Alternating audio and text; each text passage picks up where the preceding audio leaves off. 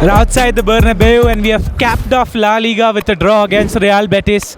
A 0-0 draw, but didn't matter after all. We've already won the trophy and a final is awaiting. But we have Juan, our man is back and it's the last home game of the season. Juan, how was that performance like? I mean, we're already champions. This match was just to keep the form, just looking for the Champions League final. I think that, the result doesn't matter. I think that all of us just came here for Toni Kroos farewell. But talking about the match, Camavinga was good. That's important. I think that he's ready for the Champions League final. He will play for sure. I think that today we saw the starter team, the lineup. So we still don't know about the decision between Lunin and Courtois. What would you prefer? I don't know. If Courtois is fit, like we saw today, crazy saves, he's the best in the world. But on the other hand, I think that all of us agree that Lunin deserves to play the final. But at the end, Ancelotti, he's just looking for the trophy. So the decision he takes, I think that will be the best. Definitely, and it was a game that did not have a lot of stake apart from the brilliant farewell of Toni Kroos. Now Toni Kroos, both of us are wearing Toni Kroos jerseys. For both of us, he is one of the most special players to have played football. I'm not saying for Real Madrid. How emotional are we, Juan? Heartbroken. Like since Tuesday, Wednesday, when we got the news, I texted you immediately, like, dude, I'm dead. I wasn't expecting this. I was very excited, waiting for him to announce that he was going to renew for one more year. But no, it was not like that. But we have to respect that. We have to respect that because he has been great. He gave us so many things, dude, that other big names like Zidane, for example, didn't give us in terms of titles. Consistency, man. This is a guy that all his career literally was on his prime, and he retired in his prime. That's something that I haven't seen many times, to be honest. For sure, he's one of the best midfielders ever. That means for Real Madrid too.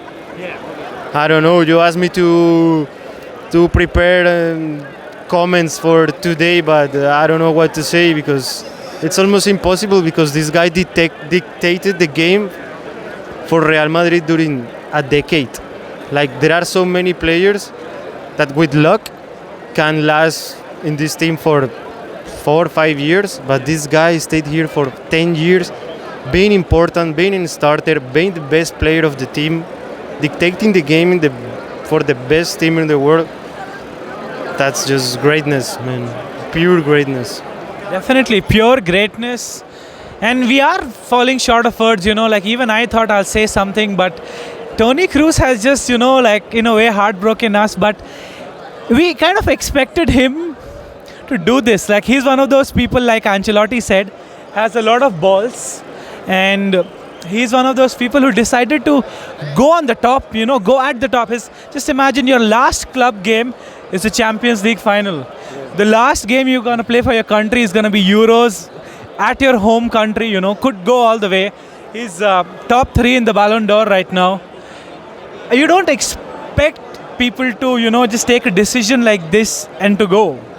I think that this guy, he has a lot of class. He's very classy. And even retiring, he's keeping that class. Like, imagine, he's retiring when he won La Liga.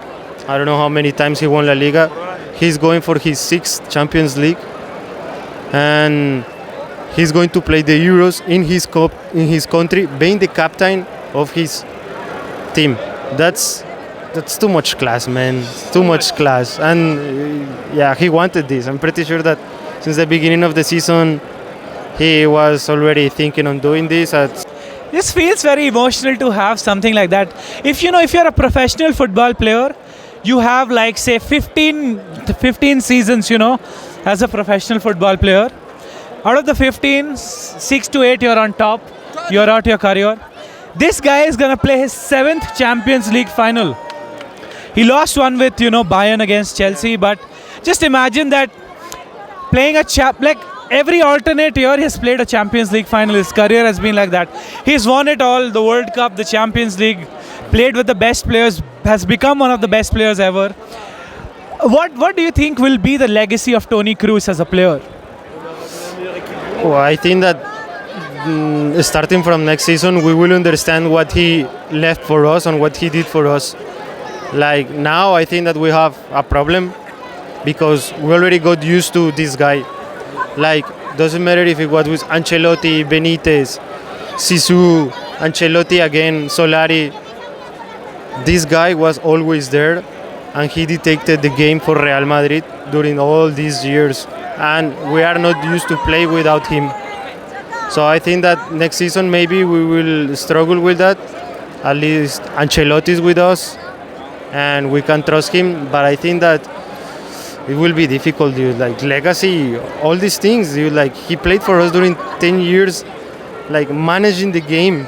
That's only Real Madrid. We are not even mentioning his Bayern career. Nah, but at Bayern he was crazy. At Bayern he was playing as a number 10 behind the striker, and he was so good, scoring crazy goals for national team too. The guy is amazing. It's amazing. He was also the man of the match today in his last game. When I was watching the game, he would never score simple goals. He only scored golazos, pass it in the back of the net. I remember the goal against Cadiz that he scored. Probably one of the best goals I've seen at the Bernabeu. Even the one that he scored this season, against Atletico Madrid there, that was very good. Yeah, he dribbled and then he put the ball on the corner. Yeah, left, right. Yeah, that was crazy. Talking about the Champions League final, obviously we go in as favourites, but reaching a Champions League final is not easy. No. It's never has been. So we have to give a lot of credits to Dortmund for doing that. And it's going to be a very evenly matched match. And do you think, like Dortmund have some players who could, become a problem? Because we don't have Tchouaméni who's playing. He's injured. And he has been, we always win with Tchouaméni. When he doesn't play, that's where it's a problem. Yeah, I mean, I was thinking about that during this match. We cannot see Borussia Dortmund as the underdogs. I told you this in the previous, I think at Cibeles, I told you this. Yeah. They are a very good team. Champions League is like that. Doesn't matter how you do in your local league. Champions League, you have to play different. And they did it and they reached the final. The special players, like we also Sancho, how he's playing. These last 6 months have been very good for him. Nicolas Fulkrug, amazing season. I think that he has chances to be a starter for the national team at the Euros. Such a threat.